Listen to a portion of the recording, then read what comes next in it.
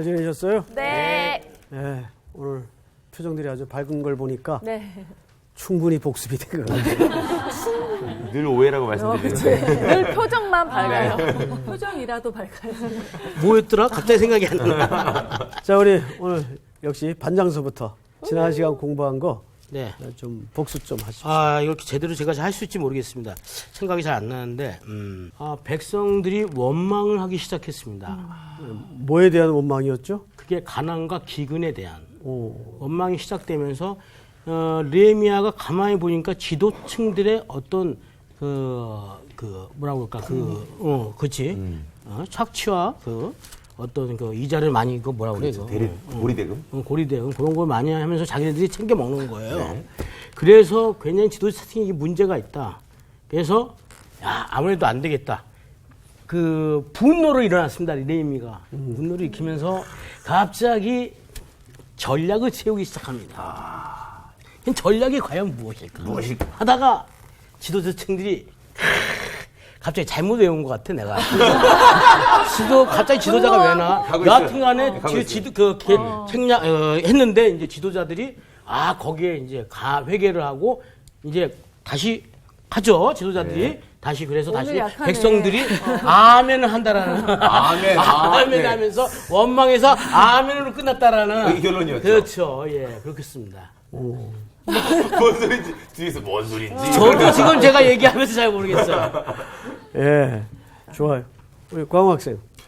저는 느헤미야라고 하는 어떻게 보면 목회자 리더가 그 백성들의 부르짖음에 대해서 들었다라는 게 각인이 되더라고요.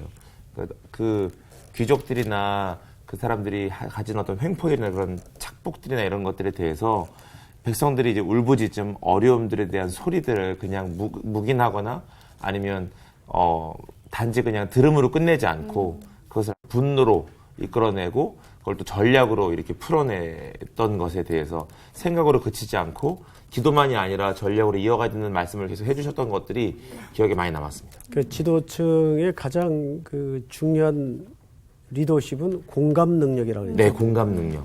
그걸 빠뜨렸네요. 맞아, 네. 공감. 능력.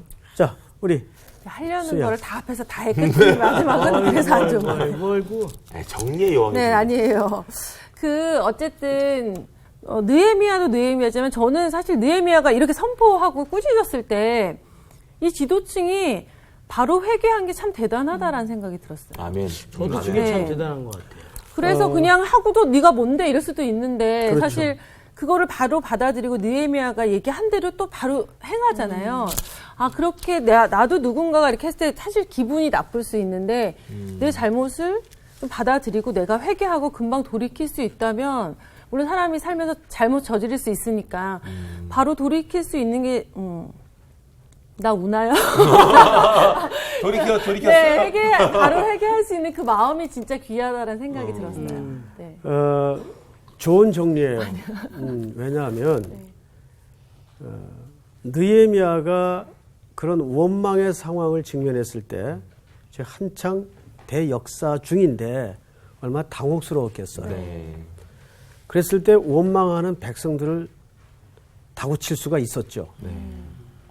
근데 그러질 않고 일단은 원망에 대한 공감을 해주면서 네.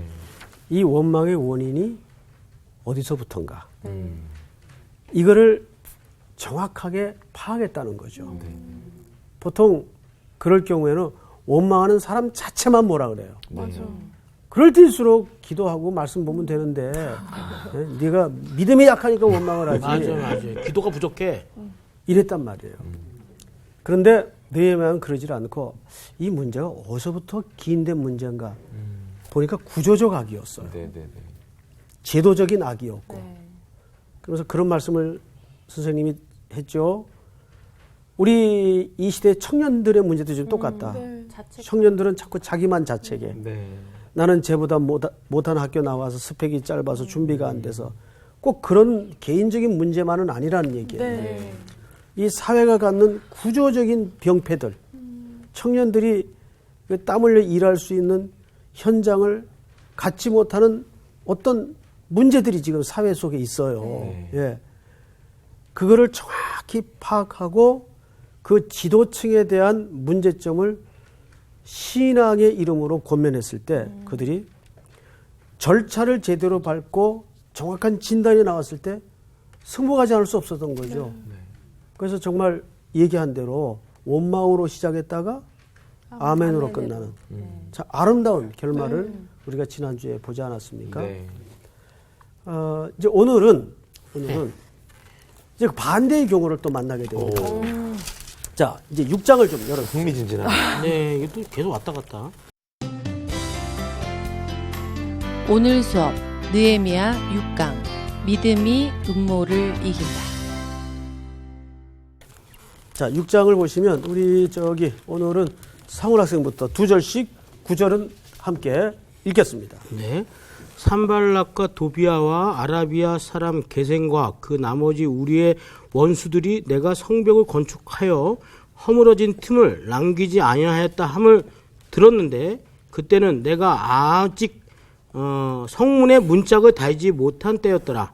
산발락과 게셈이 내게 사람을 보내어 이르기를 오라 우리가 오노 평지 한촌에서 서로 만나자 하니 실상은 나를 해하고자 함이었더라.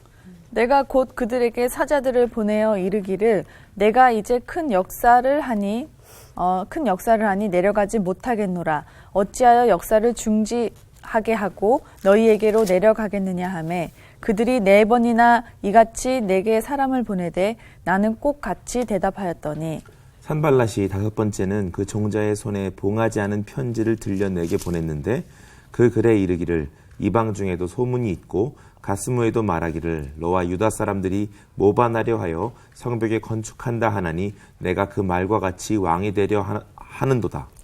또 내가 선지자를 세워 예루살렘에서 너를 들어 선전하기를 유다의 왕이 있다 하게 하였으니 지금 이 말이 왕에게 들릴지라. 그런즉 너는 이제 오라 함께 의논하자 하였기로 내가 사람을 보내어 그에게 이르기를 내가 말한 바 이런 일은 없는 일이요 내 마음에서 지어낸 것이라 하였나니 이는 그들이 다 우리를 두렵게 하고자 하여 말하기를 그들의 손이 피곤하여 역사를 중지하고 이루지 못하리라 하니라. 이제 내 손을 힘있게 하옵소서 하였노라. 아멘. 자, 음모가 혹시 여러분 그 최근에 바닷가 가보신 분 한번 손 들어보세요. 바닷가. 바닷가요? 언제 가봤어요? 어디입니까? 최근에. 최근에요. 해외에 있는 바닷가. 해외. 장소를 물어도 될까요? 네, 푸켓에 푸켓. 바닷가를 가봤습니다. 네. 딸 아이와 함께 푸켓. 처음으로. 네. 아름답습니까? 네. 예, 저는 가보질 못해가지고. 예. 그냥 아름다웠어요. 예. 이제 저는 뭐 최근에 가본 바닷가가 해운대, 해운대인데 바닷가 가면 늘 참 멋있죠. 네. 예. 그 앞에 아무것도 가리우지 않고 툭 터진 바닷가에서 이렇게 제일 그 볼만한 구경거리가 파도입니다. 네. 파도를 가만히 보고 있으면 이놈들이 왔다가 또 알아서 가요. 왔다가 또 가요.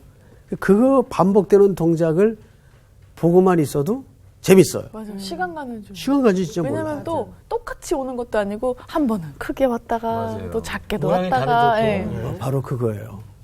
파도는 늘 오는데 한 번도 같은 파도가 없더라. 똑같은 파도가 없어요. 늘 달라요. 지금 이 성벽 재건에 3월 든지 꽤 시간이 지났는데 왜 이렇게 어려움이 많은지 몰라요. 맞아. 지난 시간에는 우리가 내부적인 어려움을 살폈다면 이제는 오늘 외부적인 어려움이 또 발생합니다. 네. 항상 이게 이제 우리네 사는 맞아요. 인생이에요. 사실은. 그러니까 우리가 이걸 피해 살 수는 없어요. 근데 이걸 어떻게 맞서느냐. 이것이 우리 신앙인의 달라야 될 자세겠죠. 네. 자, 느헤미야는 이 위기를 또 어떻게 백성들과 함께 넘어가는가 네. 보도록 하겠습니다. 자, 이런 극복의 장면을 통해서 우리가 신앙인으로서도 지혜를 붙들게 될 수 있겠죠. 네. 산발랏, 도비야, 그리고 게셈 세 사람 기억하세요. 네.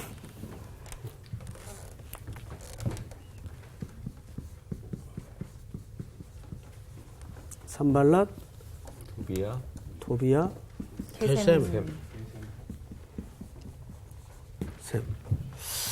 저는 이제 처음에는 글자를 좀 제대로 쓰다가 나중에 급하면 막 난리가 나죠.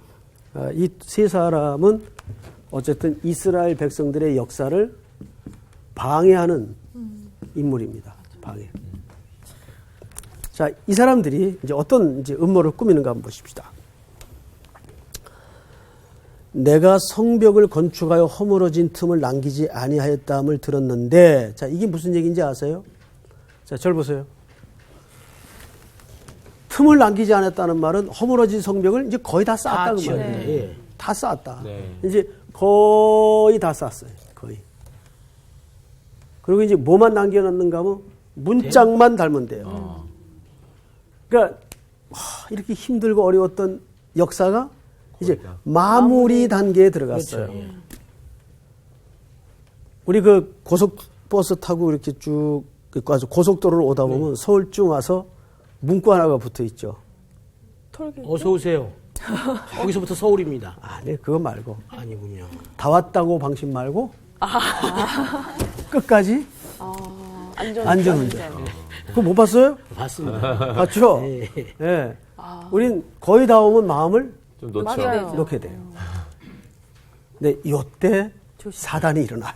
아. 이때 조심해야 돼요. 네. 항상 하나님의 일은 어떤 생리가 감춰져 있는가 끝까지 하나님의 은혜로 하게 돼 있어요. 맞죠? 네. 예. 근데 우리는 거의 다 되면 이제 이건 내 힘으로도 넉넉하다는 매우 잘못된 생각을 갖는다. 그 교만한 생각을 사단이 잘 노려요. 네. 사단은 전략의 귀재입니다. 네. 그래서 산발락과 도비아가 이 전략을 짭니다. 자, 보세요. 2절. 산발락과 게셈이 내게 사람을 보내어 이르기를 오라 우리가 오노 평지 한 촌에서 서로 만나자 하니 실상은 나를 해하고자 함이었더라. 자, 그래서 나갔다는 얘기 안 나갔다는 얘기예요? 안 나갔어요. 네. 안 나갔죠. 안 나갔어요. 그런데 우리가 성경을 한번 상식선에서 생각을 해보자고요. 너무 하나님의 말씀으로만 이해해도 되겠지만 이게 어차피 인간을 통해서 구성된 하나님의 이야기예요. 네. 그렇다면 인간의 시선에서 볼 필요도 있죠. 있죠. 그래서 성경 그렇게 봐야 됩니다. 또 네. 물론 이제 궁극적으로 하나님의 시각에서 결론을 맺어야 되겠지만 네. 자, 이제 공사는 다 끝나고 문짝만 달면 돼요. 근데 지금 방해가 들어온 거예요. 오노 평지에서 만나자. 근데 이 음모를 느헤미야는 지금 간파를 했네요, 벌써. 네. 아, 얘들이 이 공사 마무리를 못하게 하기 위해서 나를 살해하려 하는구나. 다 알았을까? 그걸 간파했어요.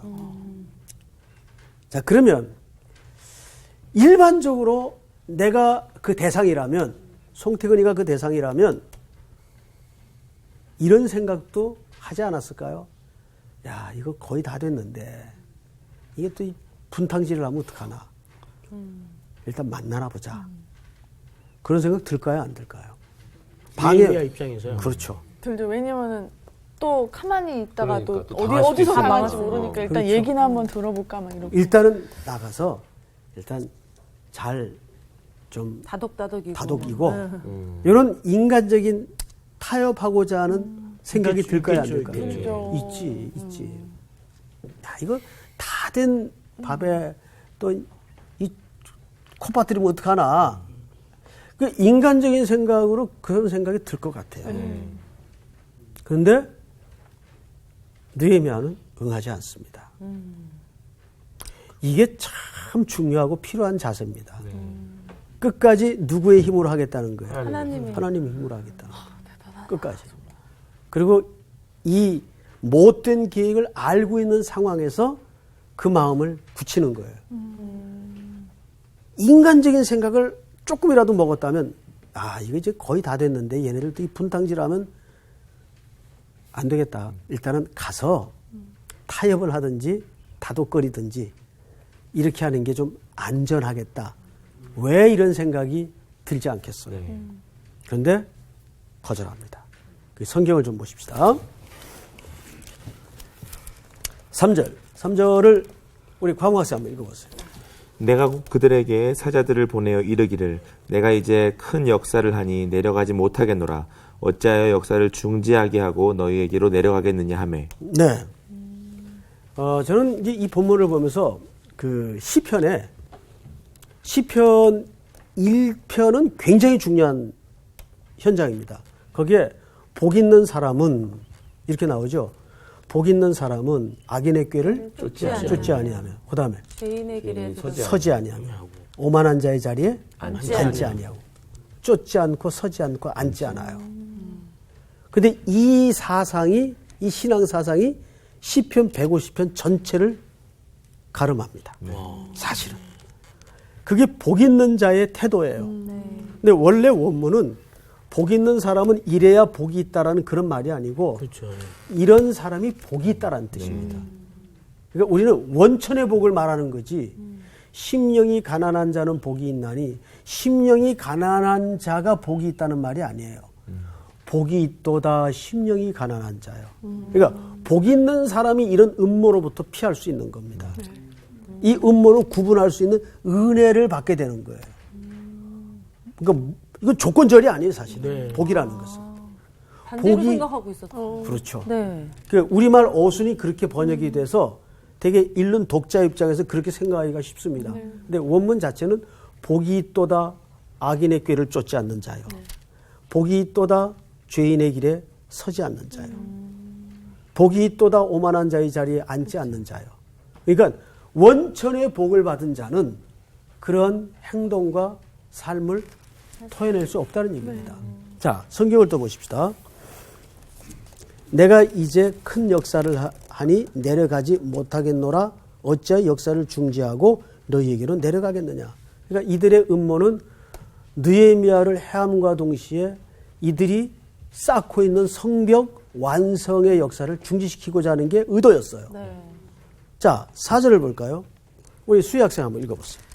그들이 4번이나 이같이 내게 사람을 보내되 나는 꼭 같이 대답하였더니 참 4번이나 보냈거든요. 네, 자, 보세요. 사단은 굉장한 장기가 하나 있는데 인내가 있어요.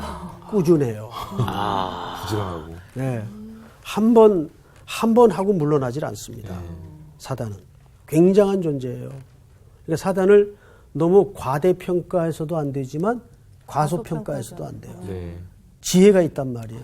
나쁜 지혜가 있어요. 네. 그래서 여러분 여기에서 우리가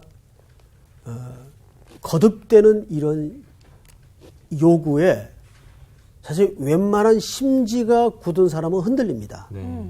이 결국에 전부 흔드는 거거든요. 계속. 이때 흔들리지 않으니까 5번째 무슨 작전을 쓰는가 한번 보실까요? 네. 상훈 학생 한번 읽어보세요. 산발랏이 5번째는 그 종자의 손에 봉하지 않은 편지를 들려 내게 보냈는데 자, 무슨 편지를 들려보내요? 봉하지 않는 그동안은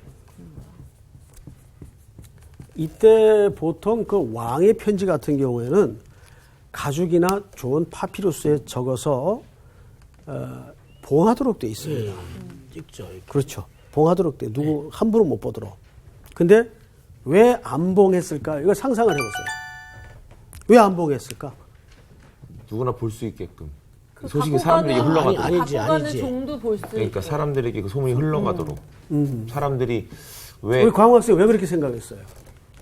말하자면 비겁하다라는 거죠. 만나기를 원하는데 느헤미야가 우리를 안 만나준다는 걸 사람들이 알게 됨으로써 공공연하게 사람들에게 비방하는 소문을 퍼뜨리려는 거 아니었을까요? 또 저는 약간 조금 좀 반대적인 생각을 했는데 어떻게 얘기해 보세요. 그러니까 봉하지 않았다는 건 사람들로 하여금 이 사람이 벌써 봉한 것처럼 벌써 읽은 것처럼 보여지게끔 하는 거죠. 아, 저기 느헤미야가 그러니까 내가 만약에 내 딸과 헤어지게 하고 봉투를 봉해서 줬는데 이걸 열었다라는 그러니까 그냥 이 사람이 이 여자를 딸을 사랑하면 이거 그냥 이거 안 받습니다 이렇게 하는데 안 받으면 이제 안 받았다는 티가 나잖아요. 근데 이거는 봉했다는 건 벌써 열어봤다는 그런 느낌을 주기 위한 그러니까 어떤 억울하지 그런, 이 사람은 그치? 안 봤는데. 안 받지만 사람도 중간에 봤어. 그 사람 전달해주는 뭐가 사람. 뜯어져 있네. 그렇지. 약간 요게 전략 아닌가요? 그거 굉장히 특이한 생각이에요. 야, 머리를 너무 썼어. 자, 네. 이제 우리 상훈 학생 같은 경우에는 그거를 이제 정말 거꾸로 생각했네요. 예. 근데 사실 이거 여론 작전입니다. 누구든지 보게 함으로써 네. 그 안의 내용들이 퍼져나갈 수 있도록. 여러분 그 사단이 이 잘 쓰는 전략이에요. 공동체 안에서 공동체 허무는데 우리 지난 시간에 내부적인 어려움 속에 원망을 터뜨렸죠. 원망. 그런데 이 원망은 급속도로 전염이 돼서 여론이 되어가지고 전체를 뒤흔듭니다. 네. 교회 그런 경우들 많이 보잖아요. 네. 예? 누가 뭐 했대. 누가 뭐 봤대. 자, 그런데 여기에서 이 봉하지 않는 편지라는 말은 무슨 뜻인가 하면 여론 작전을 쓴 겁니다. 자, 그러면 그 안에 기록된 내용이 도대체 뭐길래? 그렇죠. 자, 볼까요? 6절. 우리 상훈 씨가 이 내용만 마저 읽었었어도 그런 엉뚱한 대답을 안 했을 것 같으니까 상훈 씨가 한번 읽어보세요. 읽으면서 이렇게 슬프긴 처음입니다. 그 글에 이르기를 이방 중에서도 소문이 있고 가스무도 말하기를 너와 유다 사람들이 모반하려 하여 성벽을 건축한다 하나니 내가 그 말과 같이 왕이 되려 하는도다. 네. 이게 편지의 내용이에요. 소문이 이미 나타났어. 요걸 소문 내려고 한 거지. 그렇죠. 그걸 소문 내려고 한 거예요. 야, 이게 반역하는 짓이래. 결국은 느헤미야가 왕이 되려고 한데 이렇게 된 거죠. 네. 그래. 억울하죠. 네. 그러면 제국의 입장에서는 이건 용서할 수 없는 그쵸. 음모죠. 반역. 그러니까 이런 여론 작전을 이제는 쓰려고. 근데 여론이 무섭습니다. 여론은 잘못된 여론으로 사람 하나 간단히 훅 가게 하는 건 아주 쉬워요. 맞아. 교회에서도 마찬가지고. 예. 자, 마저 읽어보세요. 7절. 우리 상훈 학생. 또 내가 선지자를 세워 예루살렘에서 너를 들어 선전하기를 유다의 왕이 있다 하게 하였으니 지금 이게 너무 이 말이 너무 지금 이 말이 왕에게 들릴지라 그런즉 너는 이제 오라 함께 의논하자 하였기로. 여러분, 자, 예, 수고했어요. 여기 보세요. 근데 읽다가 왜 웃으세요? 자, 보세요. 6절에서는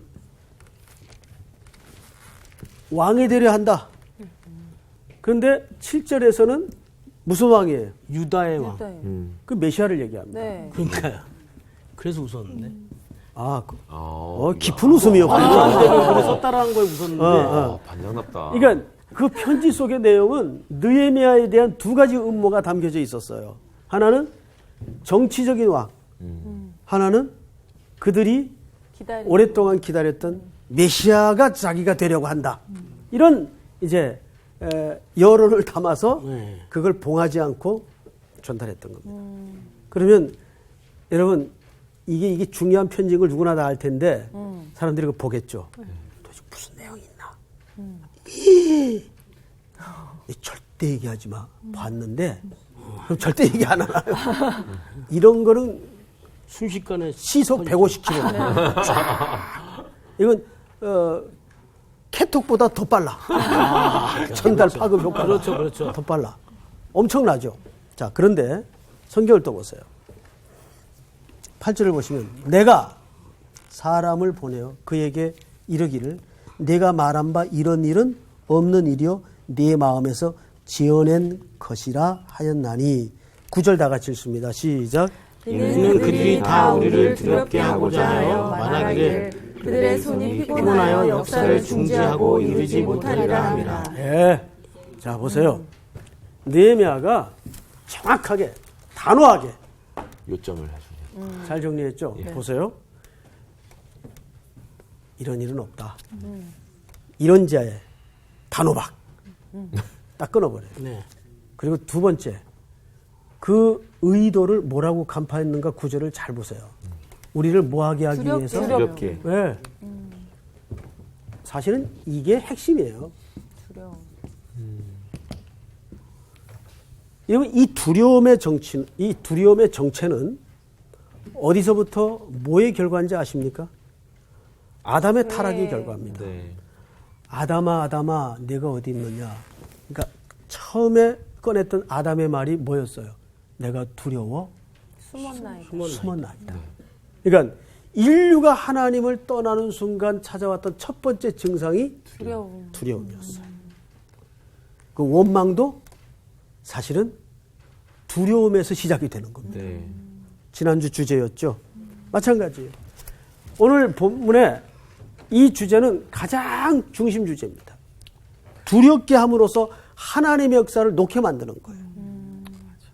여러분 두려움이 계속 반복되면 어떤 현상이 나타나는지 아세요? 심적인 피로감이 옵니다. 지쳐요. 네. 근데 이 두려움만큼 사람을 죽이는 방법은 없어요. 이거는 사람 아주 바짝 피를 말린다 그러죠. 정말 피를 말립니다. 이 두려움이 몰려오면 죽을 것 같아요. 네. 그래서 자꾸 일어나지 않는 일까지 자꾸 상상케 하고 그것을 구체적으로 또 그려요. 지가 앉아가지고. 그러면 만약 그렇게 되면 어떡하지? 그러니까 쓸데없는 생각으로 맞아, 가득 차.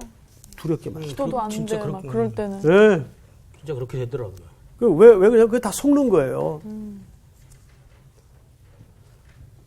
80 몇 프로는 일어나지 않는 일인데 전부 미리 끌어다가 99%는. 막 대출까지 받아서 염려를 해요.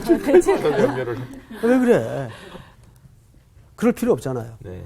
그런데 항상 어둠의 권세 잡은 자들은 하나님의 자녀들에게 제일 먼저 이걸로 들어옵니다. 왜냐하면 그게 제일 쉬운 전략인 것이 우리가 다 죄인이고 연약하니까. 그래서 우리가 항상 무슨 권세를 믿는 게 필요해요? 보혈의 공로. 주보혈 아래 있네. 우리 그 찬양 있죠. 주보혈 아래 있네. 그게 무슨 노래죠? 그게 주보혈 아래에 있는 게 아닌가? 그게 주보혈 아래. 항상 우리가 십자가에서 내 죄를 다 속량해 주시고 자유를 주신 그 주보혈 아래 늘 우리의 의식과 관점이 머물러 있어야 됩니다.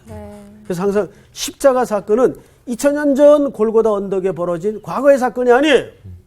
이 십자가의 사건은 오늘 늘 현재로 우리에게 들어와 있어요. 그럴 때 어떤 사탄의 공격과 음모와 우리를 두렵게 하는 일들에 대해서도 우리가 담대할 수 있는 거죠. 사망아 너희 쏘는 것이 어디 있느냐. 그 사탄의 공격 앞에 우리가 맞설 수 있는 거죠. 자, 그런데 성경을 또 보십시다. 9절. 이는 그들이 다 우리를 두렵게 하고자 하여 말하기를 그들의 손이 피곤하여 역사를 중지하고 이루지 못하리라 함이라. 이제 내 손을 힘있게 하옵소서 하였노라. 이 말은 느헤미야가 뭐 했다는 얘기죠? 기도했어요. 자, 그래서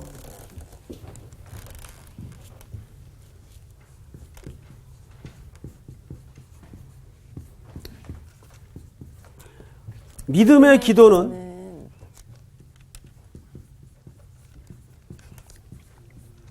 음모를 이긴다. 모든 음모를 이겨요. 아멘. 믿습니까? 아멘. 잊지 마세요. 그리고 이제 10절을 보십시다. 이후에 무헤다벨의 손자, 여기서부터는 안 읽었죠? 네. 자, 우리 여기 조향기 학생부터 읽어주세요. 네. 이후에 무에다벨의 손자 들라야의 아들 스마야가 두문분출하기로 내가 그 집에 가니 그가 이르기를 그들이 너를 죽이러 올 터이니 우리가 하나님의 전으로 가서 외소 안에 머물고 그 문을 닫자 저들이 반드시 밤에 와서 너를 죽이리라 하기로. 네. 자, 이게 무슨 얘기냐면, 자, 이걸로도 어둠의 권세의 음모는 성공했어요? 실패했어요? 실패했어요. 그래서 이제 두 번째 전략에 들어가는 겁니다. 두 번째가 뭐냐면, 네. 포기를 안 해, 포기를. 두 번째는 너무너무 재밌는 전략을 들고 나왔어요. 궁금하게 만드는 거. 오. 그 이름 무헬 누구죠? 무헬다벨. 무헬다벨이죠?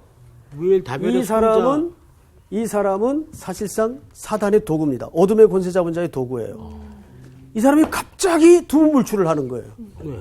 그러니까 모든 지휘관의 책임자인 느헤미야 입장에서는 뭐 할까요? 궁금하지. 네. 궁금 유발증을 통해서 음모를 꾸미는. 그러니까 우리가 나는 이 대목을 읽다가 깜짝 놀랐어요. 쓸데없는데 너무 궁금해할 필요가 없다. 근데 요즘 사람들은 너무 궁금해. 너무 궁금하죠. 궁금해. 진짜. 이거 어떤 맛일까? 그러다 보니까 자꾸 안 먹을 것도 먹게 되고. 네, 맞아요. 그렇게 돼요. 그러니까 이 궁금증을 유발시켜서 우리의 의식을 다 분산을 시켜놔요. 네. 이 사람이 갑자기 안 나타나는 거예요. 네. 정기적으로 보이던 사람이. 네. 그러니까 지도자 입장에서는 궁금했겠죠. 네. 그래서 간 거예요. 갔더니 옳다. 걸렸구나. 하고는 무슨 얘기를 하는가 잘 보세요. 10절. 내가 그 집에 가니 그가 이르기를 무엘다벨이 그들이 너를 죽이러 올 터이니 느헤미야를 죽이러 올 터이니 우리가 하나님의 전으로 가서 어디 안에 머물고 외소 안에 머물고 그 문을 닫자. 저들이 반드시 밤에 와서 너를 죽이리라. 외소는 어디? 외소는 네. 종교인들이 도피하는 장소입니다. 외소가. 그래서 여기는 항상 누구만 들어가냐면 종교 지도자들만 피하는 어떤 도피처 같은 곳이에요. 피난처. 그렇죠. 그러면 지금 이 제안을 이 무엘다벨이 종교인에게 하고 있습니까? 정치인에게 하고 있습니까? 정치인에게. 그렇죠. 종교인이 아닌 느헤미야는 네. 정치 지도자죠. 근데 보세요. 이 무엘다벨이라는 사람이 제안한 내용이 뭐냐면 궁금증을 유발시켜가지고 보이지 않으니까 궁금해서 느헤미야가 찾아온 거예요. 네. 그러니까 느헤미야한테 천연덕스럽게 오늘 밤 사람들이 너를 잡으러 올 것이다. 그러니까 이렇게 있다가는 안 된다. 그러니까 우리 그 성전 안에 외소가 있다. 거기는 종교의 중요한 인물들이 피난하는 피난처 같은 곳인데 당신 중요한 인물이니까 당신은 거기 들어갈 자격이 된다. 거기 들어가서 숨자. 그럼 목숨을 보존할 것이다. 이게 음모죠. 아, 솔깃하네. 되게 솔깃해. 솔깃할 수 있다는 게 문제예요. 그러니까요. 깜짝 놀랐어요. 깜짝 놀랐어요. 아니, 화를 내는 게 아니라 너무 지금 이 문제에 초점을 잘 설명을 한 거예요. 네, 엄청 솔깃해. 소질이 있어. 그러니까 만약에 제가 저런 소리를 들었다면 저는 그렇게 생각할 수도 있었을 것 같아요. 맞아, 난 중요한 사람이야. 난 저런데 넉넉히 피할 자격이 있어. 그럴만해. 그럴까요? 안 그럴까요? 그렇죠. 갔다 나와서 성벽 문을 빨리 만들어야지. 그리고 이 무엘 다벨이 지금 나를 몰래 도와주고 있나 보다라고 그치. 생각해요. 네, 이게 분별. 그래서 사탄은 제일 잘 쓰는 전략이 뭐냐면 전선을 헷갈리게 만들어. 이게 문제예요. 맞아. 맞아. 전선을 자꾸 헷갈리게 만들어서 분별력과 분간력을 흐리게. 상실하게 만든다는데 문제가 있어. 그래서 이단들이 탄생이 되는 거군요. 그렇죠. 이단들이 자꾸 너무 비슷하잖아요. 비슷하게. 너무 그럴듯하고. 그렇죠. 예. 광명한 천사와 같이. 예? 자, 이때 느헤미야가 조금이라도 공명심을 갖고 있었던 사람 같으면 솔깃했을 거예요. 네. 맞아. 내가 일단 살고 봐야지. 내가 살아야 이 백성들 이 성역이 마무리될 수 있으니까 나는 그리고 그 정도 장소에는 내가 들어갈 자격이 되지. 그러니까 이게 참 아까도 우리 시편 1편 얘기했죠. 복 있는 사람은 어디에 앉지 않아요? 아기네. 아니요. 오만한 자리. 오만한 자리에 오만한 자리에 앉지 않아요. 네. 내가 앉을 자리 안 앉을 자리를 구분을 할 수 있다고. 네. 복 있는 사람의 네. 중요한 증거가. 느헤미야가 이거를 넘어가지 않아요. 성경을 보세요. 11절 우리 광호 학생. 내가 이르기를 나 같은 자가 어찌 도망하며 나 같은 몸이면 누가 외소에 들어가서 생명을 보존하겠느냐. 나는 들어가지 않겠노라 하고. 네. 기가 막히다. 아. 이제 이 본문이 무엇을 뜻하는지 아시겠죠? 네. 나는 비록 정치 지도자로서 이 땅에 이 성역을 감당하고 있지만 나는 거기에 들어갈 만한 인물이 안 돼요. 내 한 목숨 조국의 성벽 역사를 위해서 바치는 것만으로도 감지덕지요. 이게 겸손한 거예요. 사실은. 그러니까 겸손한 자를 하나님이 보호하세요. 일대 맞아. 나는 그럴 만한 자격이 있어 그러고 막 또 글로 기어 들어가면 죽임을 당했네. 이런 표현은 안 되지만은 죽임을 당했네. 바로 갔으면. 그죠. 여기 숨었습니다. 하고 적의 공격으로부터 정확하게 가장 안전하다고 숨었는데 거기는 무덤이 되었을 거예요. 사실은. 이게 사단이 덫을놓았던 음모의 실체입니다. 근데 그 음모의 덫에 걸리지 않아요. 대단하다. 누가 보호했다고 봐야 돼요? 하나님께서. 하나님이. 네. 하나님이 그 심령을 붙들어 놓은 거예요. 그래서 우리가 이렇게 살아온 시간도 보면 내가 그때 그 선택을 했더라면 어떡할 뻔했을까 하는 끔찍했던 되돌리는 기억들이 많죠. 예. 그때 내가 내 처지를 정확히 이해하고 안한 것이 은혜였다. 예. 조금도 아깝지 않고 조금도 섭섭하지 않다. 네. 아쉽지 않다. 이렇게 후에 그 복됨을 깨닫게 해주신 경우들이 너무 많아요. 너무 많아요. 늘 그래요. 예. 그래서 항상 우리가 내 자신도 그렇지만 우리가 이런 은혜로운 하나님의 역사를 나눌 때 그 대목에 초점을 맞춰야 될 것 같아요. 하지만 복된 게 뭐냐? 그건 내가 복을 만드는 게 아니구나. 하나님이 원천적으로 나를 홀링하지 않으면 여지가 없구나. 예. 자, 이제 마무리를 좀 하십시다. 네. 12절을 볼까요? 12절을 우리 저기 수희 학생 한번 읽어보세요. 깨달은즉 그는 하나님께서 보내신 바가 아니라 도비아와 산발랏에게 뇌물을 받고 내게 이런 예언을 함이라. 그거 보세요. 어떻게 할 뻔했어요? 끔찍할 뻔했죠. 그리고 이제 우리 상훈 학생이 13절, 14절 두 절을 읽어보세요. 네, 그들이 뇌물을 준 까닭은 나를 두렵게 하고 이렇게 함으로 범죄하게 하고 악한 말을 지어 나를 비방하려 함이었느니라. 내 하나님이여 도비아와 산발락과 여선지 노아다와 그 남은 선지자들 곧 나를 두렵게 하고자 하는 자들의 소행을 기억하옵소서. 이게 계속 반복되는 단어가 뭐예요? 나를 두렵게. 두렵게. 두렵게. 그 다음에 마지막 절 우리 19절을 전체 같이 읽겠습니다. 시작. 그들이 도비아의 선행을 내 앞에 말하고 또 내 말도 그에게 전하매 도비아가 내게 편지하여 나를 두렵게 하고자 하였느니라. 네. 이들의 모든 전략이 여기에 맞춰졌어요. 그러니까 여러분 예수의 피로 구속함을 입은 하나님의 백성들은 이 두려움에서 이미 벗어난 거예요. 그래서 예수님이 요한복음 14장에 내가 너에게 평안을 끼치느니 내가 주는 평안은 세상이 주는 것 같지 아니하니라. 맞습니까? 아멘. 네. 항상 주님이 십자가에서 허락하신 궁극적 샬롬을 붙들고 또 한 주도 다시 만날 때까지 담대하게 주님께만 초점을 맞춰서 살아가는 은혜가 있기를 바랍니다. 네, 수고하셨습니다. 우리가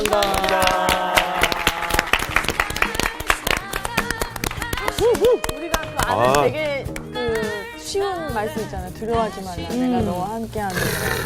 정말 진짜 좋아하는 우리 말씀. 두려워할 필요가 없는데. 전혀 없지. 그렇게 두려워해.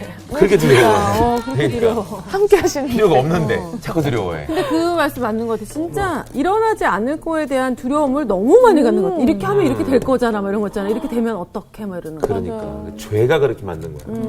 아담 형님을 내가 정말 나는 내가 아까 저 외소 공부하면서 약간 소름이 돋았어요. 왜냐면 피난처 그 공부를 할 때 저기 아무나 들어갈 수 있는데, 그러니까 들어갈 때는 들어갈 수 있는데 나오는 거는 쉽지가 않대요. 근데 나올 때가 어떻게 나가야 되냐면 내가 죽어야만 나올 수 있다고 실제가. 그러니까 저기 들어가는 순간 느헤미야는 진짜로 완전히 그 안에서만 살게 되는 거고 나오질 못하니까 결국은 이 성전은 지어지지 못하는 거지. 그렇지.